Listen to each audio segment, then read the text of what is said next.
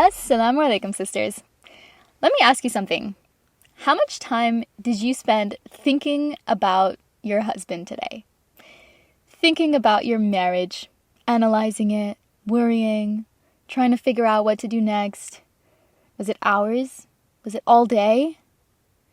What if I told you that is exactly what is keeping you stuck? Today we're going to be talking about something that nobody's going to teach you, which is how to stop managing love. How to set real boundaries, not avoidance disguised as boundaries. And we're going to be talking about how to get out of your head and back into your life for real. This one's going to ruffle some feathers, but let's go. In the next 45 minutes, we're going to be covering why you need to stop using AI to diagnose your marriage problems, the difference between complicated problems and complex problems, and why your marriage is not the same as a math equation. We're going to go through how to tell if your boundary is actually just avoidance. We're going to go through why blocking somebody should make you forget them, not obsess over them. We're going to go through how to stop thinking about your marriage 24/7 and start living your actual life instead. And lastly, we're going to touch why touching grass is more important than any other therapy session. This is about living from your heart, not from fear. So let's dive in. Using AI to diagnose your marriage. You're up at 2 a.m. typing, "My husband doesn't help with the kids. What should I do? My husband's not talking to me." Or, "How do I get him to do this? How do I get him to remember me? How do I get him to realize, get him. You're asking ChatGPT, "How do I make him respect me?" You're using AI as if it's your marriage counselor, as if it has some magic solution that's going to control the people around you. The issue is that humans are complex. You can't use an algorithm to understand the heart and soul of another real human being, which is why the marriage advice, the relationship advice that you'll typically get from AI, from ChatGPT, is terrible. You're getting generic, algorithmic advice that doesn't actually help. And this is all backed by science. Dr. Arthur Brooks explains hemispherical lateralization, which means that you have two sides of your brain, and they are meant to do different types of tasks. The left side of your brain is made to break down complicated problems and find solutions for them, because these are problems that do have solutions. Complicated problems are problems that are difficult to understand at first, but once you understand them, you can find a solution. And the solution comes through patterns, through algorithms, through rules. These are like math equations, computer coding, engineering problems. For all of these problems, you have a right answer and a wrong answer, right? And AI is great at solving these problems. Left brain things, right? Complicated problems. On the other hand, you have the right side of your brain. Your right side of your brain is made to break down complex problems. Okay, complex problems are not the same as complicated. Complex problems are things that are easy to understand, but they don't have a single solution, right? They're complex. The heart is involved. The soul is involved, right? Like people change, people adapt, people are fluid, right? So these are things like marriage, relationships, parenting, your heart, right? Your connection to the source, to Allah. These require nuance, context, and intuition, okay? AI does not have any of that. It doesn't have a heart. It doesn't have intuition. It doesn't have the wisdom that only you can have in your situation because you're living it. You are the human. Complex problems are for humans, not for AI. Okay? AI is terrible at these. Terrible. Okay? The advice it gives, it's bad. It breaks people apart. It does a lot of damage. Your marriage is not a math problem to solve. It's a complex, living, breathing dynamic. And it requires you to show up with your heart, not an algorithm. You have to show up you as your authentic self, acting from your heart. When you go to AI, you're going to AI out of fear, out of trying to control outcomes. Okay? And fear is the antidote to love. Okay? You can't have fear and love at the same time. Right? You can't have fear and love. You can't have fear and gratitude. Right? These are opposites. When you feel gratitude, you feel love towards your husband, you're going to act a certain way. Okay? So there is a time for strategy and being that strategist, smart person that you are. And then there's a time to be heartful. And marriage is one of the cases where you need to be heartful. Your marriage requires you to be authentic, to be real, honest, vulnerable, not strategic, calculated, or manipulative. Because when you're going to AI to make a strategy, reading his patterns, psychoanalyzing, what you're doing is you are manipulating the situation. You're trying to change other people's behavior through your own behavior rather than just doing what you want to do, rather than just stating what you need. Be like, I need this from you. And if you're not able to provide that for me, then this is the action I'm going to take, right? These are boundaries, and boundaries are necessary, but boundaries also come from the heart, from your authenticity. And what is authenticity? It's living from your heart, not from fear, not from trying to guess, what's he going to think if I do this? What if he leaves if I do this? Or I state what I need, or I, go out with my friends. Like, what is he gonna do, right? How is this gonna affect him if I'm silent for too long? Or what if I talk too much? If I'm giving too much, then maybe he'll take me for granted. If I do this, maybe he'll do this. If I do that, maybe he'll do that. If I don't do that, maybe then he'll finally realize. No, like, this is managing, this is controlling behavior. It takes away your peace of mind. You're gonna be anxious forever unless you stop. You need to be heartful, okay? You need to be full of heart. You need to live from a place of love, not fear, not control. Control is just a symptom of a deep-seated fear, okay? Either fear of abandonment, fear that you're not good enough, fear that you don't deserve love. And oftentimes that can stem from childhood, right? If you were someone who had to perform for love as a child, you think you need to earn love. You think if you're not smart enough, love won't come to you, okay? But that couldn't be further from the truth. Okay, because the love that is meant for you is going to flow to you without your effort or trying to use the left side of your brain to try and compute all of these things. And when you're living from love, you don't manipulate. You're not managing anymore, right? You're just showing up as you. You're showing up authentically, right? Instead of strategizing, oh, if I say this, then he'll react this way, and then this will happen, and then I'll get what I need. Right? So let me say it like this, right? You just say, this is how I feel. This is what I need right now. And this is who I am. I am this person unapologetically, fearlessly. You've got to show up fearlessly. And then you surrender the outcome to Allah. Right? And there is a risk that when you start living like this and you start showing up differently, that he might not be happy about it. He might get upset. He might even leave. Right? But here's the thing.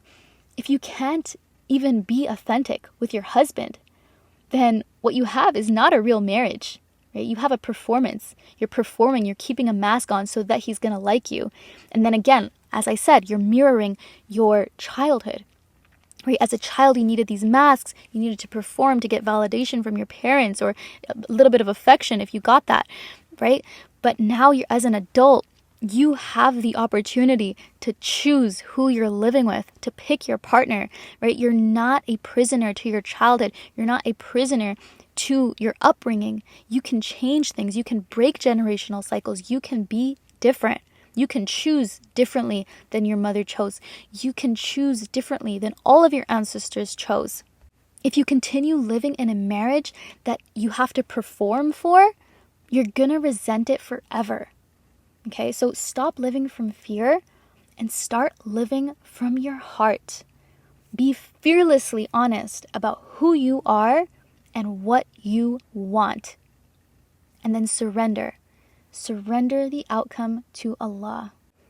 Now, when it comes to boundaries, okay, so I've been saying set boundaries. If you state what you need, say I'm going to do this, or I'm going to leave, or I'm going to block, or, if there's disrespect, if you feel toxicity, negativity, you're uncomfortable, right? Everybody talks about boundaries, set boundaries, protect your peace, block out any toxic people, okay? But nobody's teaching you the difference between a real boundary and avoidance, okay? Because the two can be easily misconstrued. Okay, when avoidance is beneath the boundary, when the boundary is just hiding avoidance, okay, so avoidance is an unhealthy attachment style where rather than tackling an important situation, you simply avoid it altogether, okay? So what does this look like? You feel disrespected by your husband, for example, or you feel disrespected by a friend or your mother or mother-in-law, whoever it is, and now you're hurt and you're angry, so you block them. Okay, but then what happens after you block them is the key, right? When it's avoidance, after blocking them, you're thinking about them all the time, you're replaying the conversation in your head, you're ruminating at night, you're obsessing over what they said and what you should have said, and I could have said this better, and I wonder what he or she is doing or thinking, and if they're feeling bad for what they did now that I'm silent, right? And you're composing imaginary responses that you'll tell them in the shower or to yourself in the bathroom mirror, right? You're venting to everybody about it, like it's always on your mind. The person you blocked is always on your mind.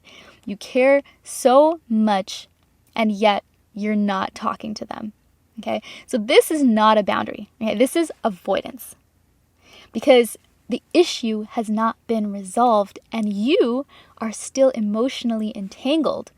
So you've blocked them physically, but you're still attached mentally and emotionally. So what you're doing here is simply avoiding a difficult conversation that needs to happen.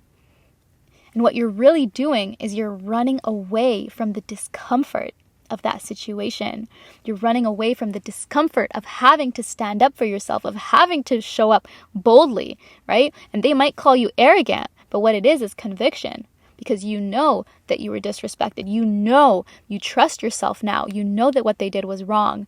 Now it just requires the bravery to show up and tell them the truth.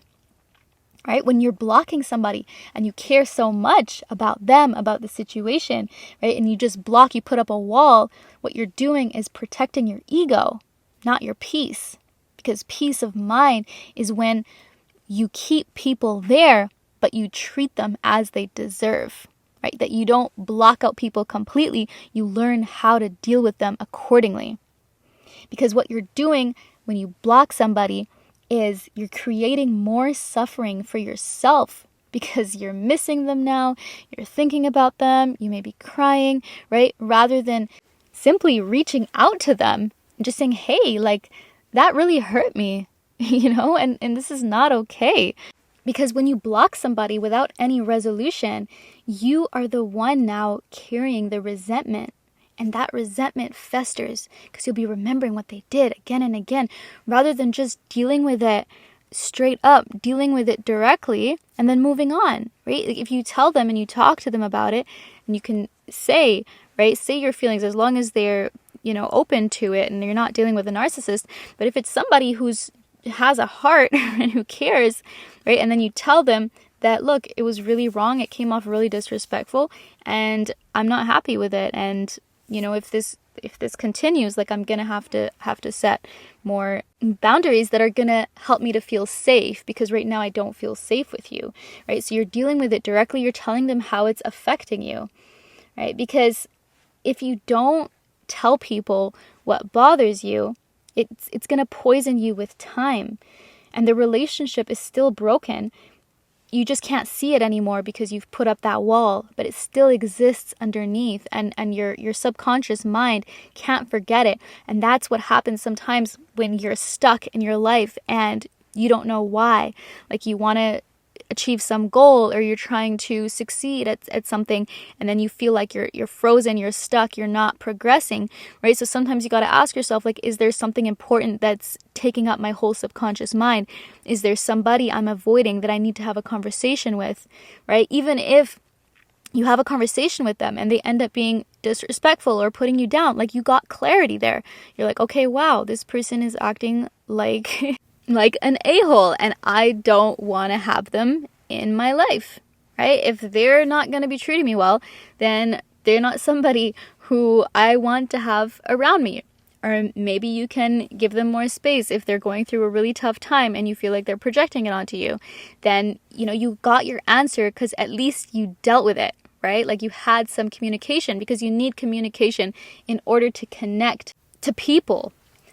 And what a real healthy boundary looks like is, let's say somebody is consistently negative all the time, right? It's happened again and again. Their behavior is repeating. They're sending you triggering messages, okay, that deeply trouble you, or they're disrespecting you again and again. You've communicated your boundary, and they've crossed it anyway. You've told them you're uncomfortable. They still do it. They don't care. And so now you've blocked them. Okay, but then now, after you've blocked them, now you feel relief. You're not thinking about them. You've moved on with your life. Okay, you kind of forget they exist. Okay, your mental space is free. Okay, this is a boundary, and this is a healthy one. Why? Because it's increasing the quality of your life, not decreasing it, not making you obsessed and ruminating and, oh my gosh, what's he thinking? And I hope he misses me and that he's going to learn his lesson, and I hope he's going to apologize after this is done, blah, blah, blah, right? Like that, that is avoidance, okay? But here, after you've blocked them, now you've forgotten about them, okay? You feel lighter, you're not emotionally entangled anymore, okay? Like you're simply done, okay? And you're at peace with it. So the difference is that a real boundary creates freedom, whereas avoidance creates obsession. Okay, so if you block them, but then you're still thinking about them every night, that's not a boundary, that's avoidance. Okay, because a real boundary sets you free. Okay, and so an easy way to tell the difference between a boundary and avoidance is to ask yourself, after you set the boundary, okay, do you feel relief? Do you feel peace? Do you feel lighter? Okay, so if that's the case, then you've set a real boundary. Okay, if you have, on the other hand, obsession or resentment and bitterness, and you're ruminating all the time, okay, that is a sign that it's just avoidance. Okay, similarly, you can ask yourself that, am I now free of thinking about them? Like, do I now not have to be reminded about them and I feel freer? Like, my mind has space now? Okay, that means it's a real boundary. If, on the other hand, you're constantly replaying the conversations, you're going through it again and again, rereading old emails, old messages, okay, this is avoidance if you've blocked that person rather than dealing with it directly. Okay, and lastly, you can ask yourself, did you communicate clearly first? So did you tell them first that I need to feel safe, I need to be respected in this relationship in order to feel comfortable, right? Like, did you communicate to them that this is not okay, right? If so, and they did it again, this is a real boundary that you've blocked them, because now it's clear disrespect, right? Like, you've said it, you said this bothers me, and then they did it again, right? That is disrespect. You block them, you feel better, that's a real boundary, okay? Or did you just disappear without saying anything? Okay, so that's usually avoidance. Okay, unless, of course, there's abuse and things like that. Sometimes you have to leave in silence. But if you're dealing with a regular family member and they do something that upsets you, they do something that bothers you, and you just plain disappear, don't say a word, okay, then your disappearance is not the boundary, it's avoidance. So now, why are we trying to prevent avoidance? Like, what's so bad about avoiding? You're like, okay, yeah, I avoided, so what? So what happens when you avoid difficult conversations is that you can't grow, right? You can't grow, you can't heal, you can't learn lessons, right? You're just delaying your own pain. And then it shows up again with the next person in the next relationship again, right? Because Allah subhanahu wa ta'ala wants you to learn how to stand up for yourself, how to make healthy boundaries, how to communicate, connect, right? Like, relationships need intimacy. They're going to require vulnerability. If you want to live a happy, fulfilled life, you need to be vulnerable. Okay? And when you have these difficult conversations with people, okay, now you're able to grow, you're able to get clarity, because you can see from their words if they've grown, if they have remorse, right? If they're taking accountability or if they're avoiding it, right? And then you can decide, either you repair the relationship or you've gotten your closure, right? But either way, you're free. Right? Whether they show up respectfully or not, you are free because you've shown up with your integrity, with your honesty, right? You've shown up vulnerably and told them what was okay for you and what wasn't. And that is the real success. Okay? And that is how you're going to determine whether or not the person is for you, whether or not you want to have that person in your life, because now you've spoken to them. Whereas when you put up a wall, right, you just block them and you're avoiding them, even though there's so much you really, really want to say to them. Now you're only imagining, you're guessing, right? You're imagining what they are. And that's where AI comes in, where you want to ask AI, like, what are they thinking? What is he most probably thinking right now because I've done this, right? And when you're asking those questions to AI, it's not the truth. Okay, it's far from the truth, because the robot doesn't know what your husband's thinking. The robot doesn't know what your sister feels. The robot doesn't know what your mother is sensing or the reason behind what she's doing. Okay, a robot is simply predicting based on this mathematical algorithm, which is why, again, you cannot use AI when it comes to relationships, because human beings are complex. And now avoidance can show up in all relationships, but it shows up especially in marriage. That's when it becomes very, very clear, right? So if you want to ask, am I being avoidant in my marriage? Well, you got to ask yourself, do you ever say, like, I'm just going to stop talking to him about this? You know, that I'm just going to, even though it's making me angry and resentful, I'm just going to stop talking about it. I'm going to keep it to myself. I'm just going to avoid him when he's home, not look at him, not be in the same room as him. And I'm going to build these walls so that I don't get hurt. Okay. So what happens when you do this is that you end up married but lonely, right? You're together but disconnected. And then you resent him more every single day that goes by. All right. This is how marriages die, is by avoiding issues. But when you're able to set healthy boundaries, then you can tell him that this is how I feel, right? Even if it's uncomfortable, even if it's really uncomfortable, you feel vulnerable, you feel weak even, you feel like you're maybe a little bit anxious to say it, okay? But you tell yourself that I'm going to be honest about what I need, and if he can't respect this, then I'm going to have clarity on what to do next. Right? And when this happens, then you're authentic. You don't carry resentment with you. Okay? You either heal together as a couple because he finally understands, or you get clarity to leave if he's simply blocking you out or putting you down, belittling you, undermining your needs, failing to prioritize you at all, just showing no empathy, right? Like having no feelings. Okay? These are all signs that perhaps maybe it might be time to leave, right? If he doesn't have the capacity to love you, if he doesn't have the capacity to fill your needs, like, are you really going to live the rest of your life that way? Like, it's something important to think about, right? So stop avoiding the difficult conversations. Have them, because you're either going to repair the relationship or get the clarity that you need to leave. But either way, you win. Because you've kept yourself, you haven't lost your identity, you're no longer performing, you're no longer acting okay when things are wrong.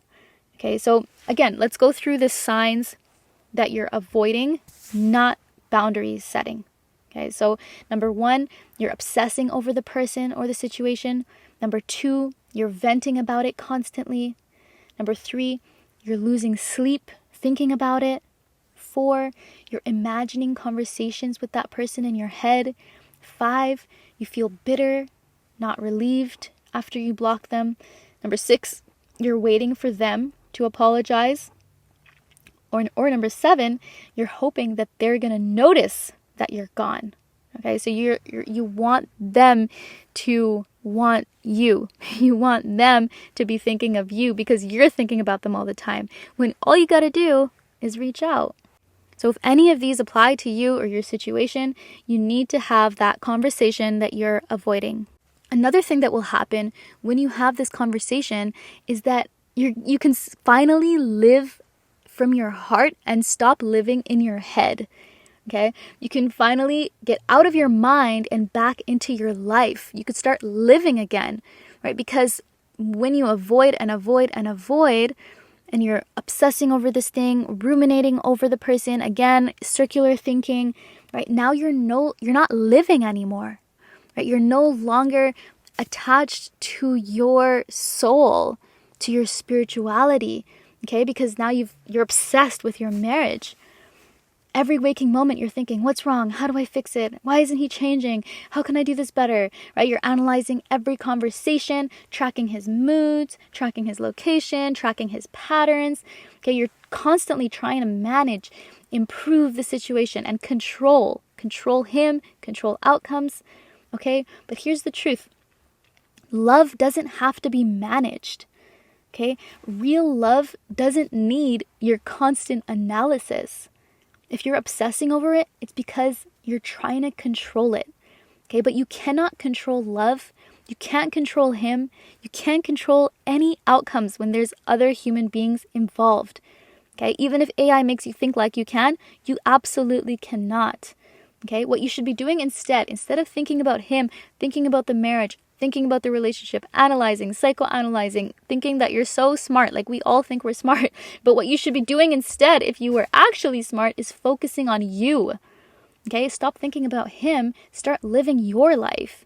Be authentic, be unapologetic, chase your dreams, build your purpose, invest in your growth, your mission, your projects. Okay, because your marriage is like a bubble. Okay, but the world is so vast. Your life is so much bigger than just your marriage. Okay, so stop shrinking yourself to fit inside of this one relationship. Like, get out of the bubble, not to leave your marriage, but I mean, look around, like adjust your focus, put your energy where it should go. Okay, obsessing over your marriage and trying to manage the love that we didn't get openly as children, maybe, right? That now we're trying to fight for it. Like, let go. And the paradoxical thing about this is that when you let go is when you actually receive. Like, the more you try to control and hold on to outcomes and hold on to it, and I need him to do this, and I need him here, and I need this, and da, da, da, da, da, and like you're so obsessed with it. Okay, that's when it runs away from you.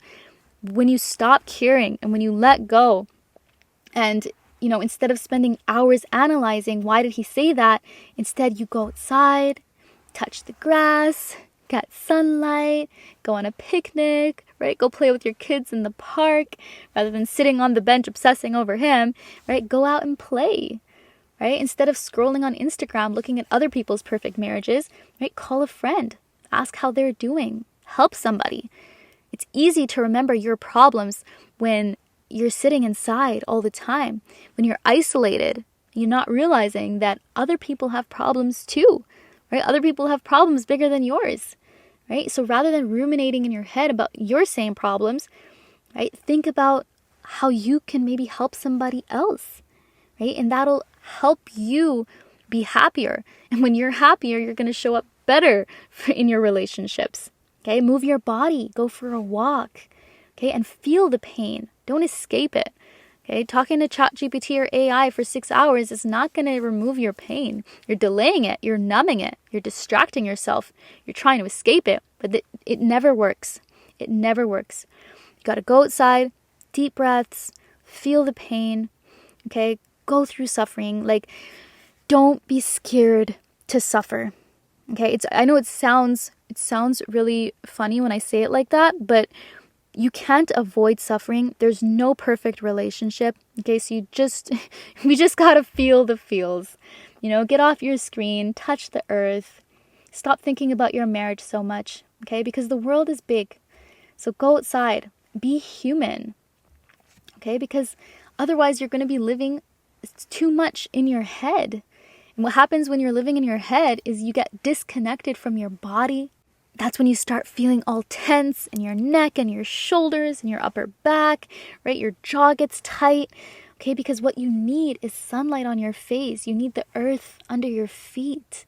You need fresh air in your lungs and real human connection. You need to feel connected to real human beings. The problem is you're living virtually. You're not living actually, okay? So go outside. Even just for 20 minutes a day, make sure you get your outside time without a phone, without a podcast. Okay, just you and nature. That's it, that's all. Okay, and feel your body, connect to your five senses, right? What can you smell? Do you still have tastes in your mouth of what you had earlier? Is there a beautiful bird in the sky that's different, right? Is there an owl in a tree? Like, look around you, listen. Do you hear the leaves rustling, right? When you're stepping on the autumn leaves, can you feel them crunching? Like, what do you feel? What do you see? What do you hear, right? Like, be present. Be present. And like, you can't be present when you're ruminating, which is why you've got to stop the pattern. And what happens when you're in nature is that it grounds you. It reminds you that you're alive, okay? And it pulls you out of the mental loop.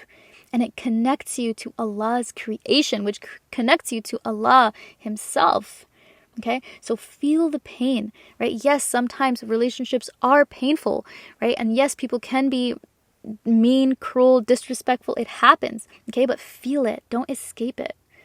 Okay, so it's easy to be tempted, right, when you're hurting, to want to numb it, right? Scrolling, eating, sleeping extra, shopping, distracting yourself. Okay, but what you need to do is to feel it, sit with the pain, journal about it if you have to. Okay, that's one that I often use when I have thoughts running around in circles in my head again and again, and I know that I can't focus because I'm overthinking. I'll just open my journal and I'll start writing about it. And soon enough, after 2 to 3 pages, like, I'll have my answer. Okay. So sit with the pain, let it move through you. Don't escape it. Because pain that you don't feel, it gets stuck. It gets stuck in your body. Okay. That's when you get things like inflammation problems or autoimmune diseases. Okay. Because the pain becomes bitterness and resentment and eventually illness in your body, okay? Because your body keeps the score. Like, you need to have your own back, right? You've got to take care of yourself, feel the feels, stand up for yourself, set boundaries, right? And yes, there's going to be painful moments, but when you feel it and you feel that pain, it can move through you, and then it's gone. Because once you feel it and you've processed it, you're free of it. Okay, so try to sit quietly, put your hand on your heart, and feel where it hurts in your body. And then breathe into it. Breathe into that part of you. Okay, and let yourself cry if you have to. Don't judge it. Just feel it. Just feel the sensations. Like, if you're sad and you feel it in your throat, right? Just put your concentration on that part of you, right? Breathe, feel it, understand it, and then let it go. If your problems keep repeating in your head, okay, you can call somebody. You can ask them, how are they doing? Listen to their problems. Help somebody who has less than you, somebody whose situation is worse than yours, okay? Because this is how you get out of your own head, and it reminds you of your blessings, right? Like, we have so much to be grateful for, like the fact that we have our bodies, we have our breath, we have peace in our lives most of the time, right? Like, we take it for granted. We'll focus on the one time or the one interaction that went wrong when the rest of our life is peaceful, right? So try to help somebody whose situation is maybe a little bit more heavier than yours, because it reminds you that you have so much to be happy about. Like, there are so many more reasons for you to be happy than for you to be miserable. Another great thing about helping others is it shifts you from victim to helper. So instead of being the victim of your own circumstances, now you're able to help others, which empowers you, right? So this also helps with healing. So when you feel your pain, you heal. Then when you help others go through their pain, that also heals you too. And it's deeply satisfying. It creates gratitude. You just become a much happier person, okay? Because when you're grateful, you can't feel fearful at the same time. You can't feel fear and gratitude at the same time. So when you're grateful, your anxiety melts away. And when you're helping others, your problems start to shrink. And so stop ruminating and start helping. And then watch what happens. And so a really good daily practice to have is to think about 3 moments, like every day at the same time, maybe as you're winding down for bed, like try to think of 3 moments in your life or in your day that you are grateful for, that like you are so happy that they happened. 3 moments, maybe with a dear family member, maybe the birth of a child, maybe it's a time that you had with a grandparent, right, that was really special to you. Just any really special occasion that made you feel great inside. Like you were so happy on that day, in that moment, right? Try to think every day of 3 things and let those good vibes, let those good feelings, let that happiness flow through your entire body. Because what this does is it rewires your brain from fear and trying to control and obsess and manage, okay, to a place of abundance, to a place of I already have happiness. Everything is great. And what happens when you believe that everything is great is that everything does become great because you show up differently. And when you bring a better energy, when you bring a healthier version of you to the world, everything shifts, everything changes, and all of a sudden you've created peace. Because the peace that you've now created within ends up out as well. And you start to see it around you, things changing. Okay, so stop managing and start being. Let love flow. Okay, let your relationships flow. Like use your intuition and your heart to make decisions, right? Don't use AI to respond to difficult people, right? Sometimes even a short sentence can hit the heart much deeper than a long, drawn-out explanation.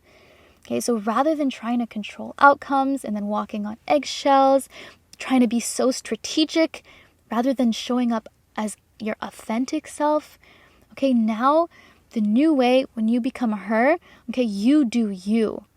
Okay, you be unapologetically yourself, fearlessly you. Okay, the new way is to chase your dreams, to live your purpose, whatever your purpose is that you know you are here to do. You are meant for more. You are meant to write that book, to start that project, to paint that painting, write that poem. Whatever it is that is your dream, you are here to do that. You are here to be you. That is your power. Allah made you unique so that you could share that uniqueness with the world.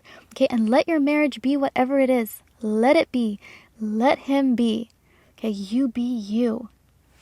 And what happens when you make this shift, when you stop managing him, he begins to step up.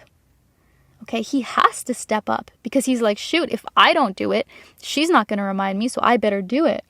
Right? When you stop mothering him, that's when he becomes a man. Okay, he's not going to be a man if you're treating him like a boy. Right? When you stop mothering him and you're like, he can deal with his own things, right? When we stop doing what we think that others can't do for themselves, we soon realize that they can indeed do those things that we thought we had to do for them. Okay, people are quite capable. Remember, they were capable before we met them, right? Our husbands were fine. They were living, they were surviving, they were attending their appointments, they were doing everything they had to do before that they knew us. And so even without us managing or mothering or reminding, right, they're going to be just fine. Okay, and men learn through consequence the best. So let them learn through the consequences. Let them face the consequences. Okay? And remember, where focus goes, energy flows. Okay? So when you focus on you, that's when he pursues you. When you're interested in your own life over his, you have important things to do. Even if it's just hydrating your face or getting a facial or painting your nails, anything that you want to do, when you make that important and you're focusing on that, he starts seeing you as more important. He starts valuing you. He starts wondering, what is she doing? I wonder how she's feeling. What is she thinking? I haven't heard from her. I wonder what she's up to. He starts thinking about you because men will focus on what you focus on. Okay, you're the neck of the family. He's the head. You turn the head wherever you want. Wherever you focus is where he focuses. Okay, and now what happens if he's not able to step up? If he doesn't become a man, you stop mothering him and he just gets lower and lower and lower and he doesn't fix himself. Then what? Now you've gotten clarity. Now you see who he really is. And now you can make an informed decision for what you want. But either way, again, you've won. Okay, you have won because you haven't abandoned yourself. Okay, you're living authentically. You're not managing love. You are being love. Okay, you are love. You don't have to fight for something that you are. You already have it within you. Okay, so stop managing love. You do you. Be authentic, unapologetic, fearless, and let the marriage reveal itself. Because more shall be revealed.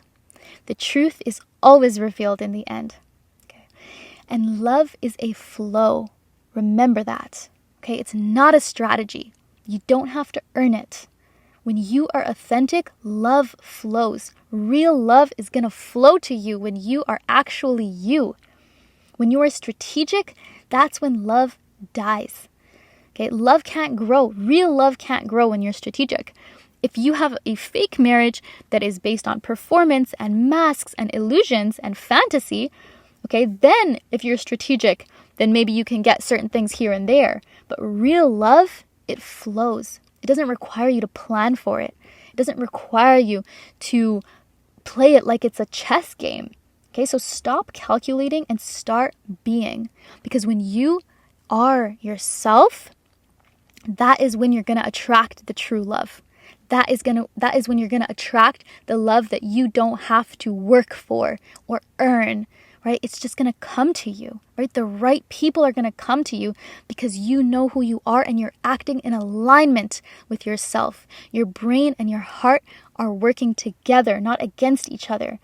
Okay, and yes, when you change and you become authentically you and you do what you want and you know what you need and you fight for it and you start standing up for yourself, okay, he might not like it. He might leave. It is a real risk, right? But if he stays, that means that he loves the real you. Okay, and if he doesn't, okay, well, now you're free to find somebody who does love the real you. Like, do you really want to spend the rest of your life pretending to be somebody who you're not? Just to keep somebody next to you? Like, you'll be betraying yourself for the rest of your life. And so from now on, no more pretending. No more shrinking ourselves or trying to hide or, act humble. Or, if I state what I need, then doesn't that mean that I'm arrogant? Like, at first, when you start showing conviction and showing that you're sure of yourself and that you're certain in your beliefs and you know right from wrong, yeah, your husband might accuse you of being arrogant, being so full of yourself, etc. But he's mistaking conviction for arrogance because now you have certainty. And certainty can be intimidating for somebody who's living in an illusion. And so now to bring it all together, let's recap. Number 1, we need to stop using AI to solve our complex problems. Things that involve other people, our marriage, okay? Because a marriage is not a math equation. So show up with your heart. Number 2, learn the difference between boundaries and avoidance. If you're still obsessing over him, you're still obsessing over the situation, then it's not a boundary. Okay, so have the hard conversation when it is necessary. Number 3, Stop thinking about your marriage 24/7. Okay, go outside, touch grass, help somebody else, feel your pain, and always stay grateful. Number 4, you do you. Be authentic, be unapologetic, be fearless, and let love flow to you. This is how you stop losing yourself. Okay, this is how you become her. And if you're ready to do this work with support, sisterhood, and guidance, then the Heartful community is for you. Inside, you'll get the complete 7-module course, the Heartful Awakening Plant Methodology, daily majalis with sisters who get it, who've been there. You'll have Saturday Q&As with me, and a sisterhood that witnesses your transformation. For founding members, it's 47 Canadian dollars per month, which is like 34 USD forever. So join us at community.heartfulmuslimah.com. You don't have to do this alone. Remember that the lone sheep gets eaten by the wolf. Okay, so join us in the garden. If this episode hit different, share it with a sister who needs to hear it. And remember, stop managing love, stop avoiding hard conversations, and stop living in your head. Get outside, touch the earth, and feel your heart. Be human, be heartful, be her.